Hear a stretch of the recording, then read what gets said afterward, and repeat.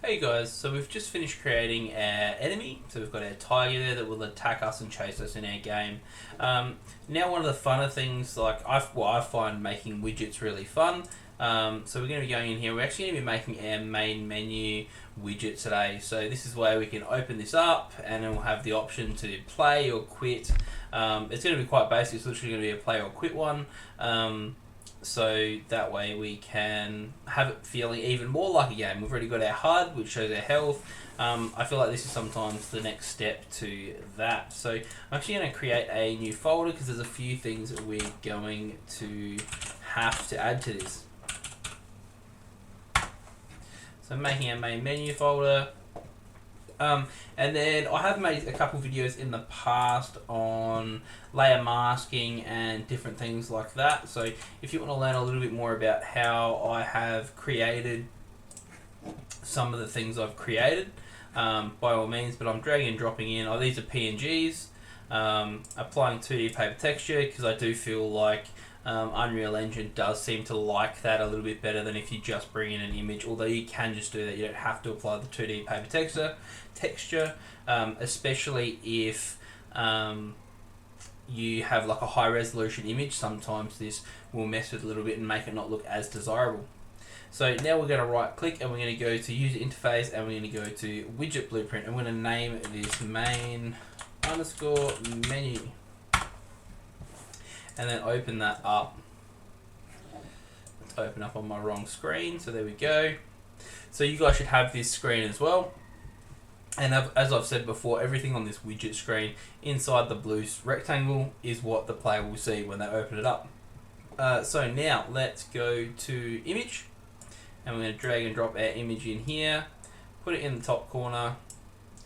And drag it over like that. Alright, and we're going to set that to the middle, and that looks pretty good. I've gone all the way to the edge, all the way around. So now what we're going to need to do is actually minimize this screen a little bit, and we're going to drag in the very basic background that I've created, and then open that up to fill. I do like adding in, we could actually just add this image straight in. It's not very good practice though. You do want to actually add in that white background first, simply because it does make it easy to see whether or not you've covered the whole viewport, and I do feel like that is good practice because you don't want pesky white lines appearing around. So I've put this together, super creative. Jungle, we're in a jungle scene, jungle text that I've got and cropped and stuff, and then a blue hooded figure because that is our main character. Alright, so now we need to add a few things to this. So we're going to have a play button and we're going to have a quit button. So to do that, first thing we're going to do is make a horizontal box and drag that in. Now we're going to make this horizontal box a different size. We're going to make it 500 by 140. That's going to be the size of that. And we want to get it reasonably centered, just like that. Cool. And then I'm going to go over here, right click and duplicate, and that'll create another one up here, the exact same size. It's gonna be quite a bit of that today, guys. Me accidentally grabbing the image behind. It seems to be just what I do. Now within this, we're going to go and get a button. And we're going to drag it onto each of these boxes down here on the left. So now we've done that, we can actually click on these and we can click fill, and it will fill our different rectangles that we've made, or horizontal boxes I should say. I'm just going to press Control, I'm going to go to these buttons, and I'm going to go to, where are we? I want to go to color appearance. Cool, so we're going to color and opacity. And we actually don't want that, we want background color. I can click on that, and because I've got both selected at the same time, I can choose my kind of off-green and it'll do both of them at the same time, which is what we want. Let's compile and save that because we've done a couple of steps. Brilliant. Alright, so now what we're going to do is actually take this out of full screen again. I've got my play that I've done, and I've got my quit that I've done. Now, as you can kind of see, both of these have automatically centered. The problem with this is and I might control click on both. The problem is, and you'll see it when I start to mess with their scaling. So you go over here to render and transform, and that way, so say we go to scale, we can scale them up by 5. That way, which we actually don't want, probably more like 15. Sweet. You can kind of see how play is off center because my drawing, and quit is a little bit as well, because when I actually created these, they were not, well, they definitely weren't both made on the same sheet, which isn't very good, and they also didn't make them centered on that sheet. So because I thought I was going to change it, but I thought, well, other people might have made the same mistake as me. And then you can see as well, even the quit is a bit bigger than the play. So then playing with these sizes a little bit, that actually looks way better.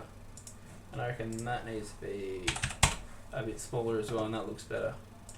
And then you can see I can actually click, and I can't move those because they're actually housed to the button. But the way to actually do this is to mess with the pivot. You can click on here and drag and try to get it in the middle of your button, just like that, and then click and drag over here as well, and that allows it to go up and down. And then try to do the same thing with the quit because it's looking a little bit low, and we'll make sure that is also centered. Brilliant. Cool, and I'm pretty happy with that. Got our play, got our quit. Alright, so now let's get to some actual coding, right? So what we're going to do is end up going to, going to our button. So we're going to go to our first button. And what we're going to do with this button, it's going to have a weird name, button 82. What's the other one? Button 161. The cool thing about this is, so we've got our play button. So I need to scroll down here. And it comes with certain events already predetermined on it. So if I want to do on click, on press, on release, hover, so there's different ones that you can choose. I'm going to go on click, and it creates an event for us. Now after this event, what we want to do is actually make it so we can see our mouse cursor, and for some reason we have to take off context sensitive for this. So set show mouse cursor. So we need to do this because we want to actually be able to see the mouse on a widget, so we can actually click on the thing. Alright, and we need to get player controller as well because we want to get this part of taking off content sensitive. It gives you too many options, and that's why it's generally on.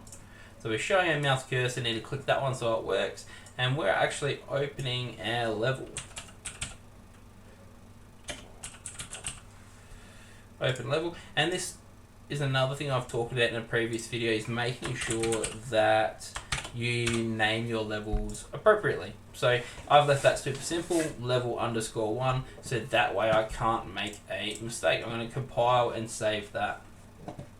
So now if I go back to the designer, so up here in the top left, I can click on designer and see this one again. If I go to my other button, so we want this to have a vastly different outcome when we click on it. And this is probably the easiest bit of code that you'll ever do. We want to quit game. Cool. And that is as simple as it can get, isn't it, really? Compile, save. So we've got one button that will automatically open level 1, and we get the other button that will quit us out of the game. Now, the next parts that we have to do. So we need to actually make a level for this to appear on. And so let's get out of this. Go to our main menu widget, we've got that. We need to go to our levels folder. Alright, and then if I right click on this and I make a, there we go, level. And we're going to call it main _ menu. We're trying to keep those names consistent, but they're also not going to mess with each other a little bit. So that's fine. So let's double click on this. Save selected. Alright, so we've got this opening here. And what we need to do is actually go to the level blueprint. And that all we're going to be doing now Did I not get that open? Oh, there we go. Open level blueprint. And you should have a event begin play icon. If you don't, right click event begin play and you'll be able to find that. Because this is going to be loading in, it's going to load in pretty quick. Let's be serious, it's a 2D game, it's not going to take ages to load in. So we're going to go delay, and it literally, let's make it 0.02. Once that's completed, we're going to create a widget. And did I main menu just there? So create main menu widget is what we want to do. And then if we just create that, it might not know where to go. So we actually want to add that to viewport. And then we need to make sure that's our target. Brilliant. And then the last thing we need to do is set our mouse cursor. Yeah. Oh, we got context sensitive again.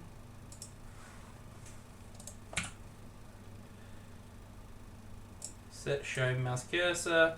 And yep, almost forgot. We need to add in get player controller.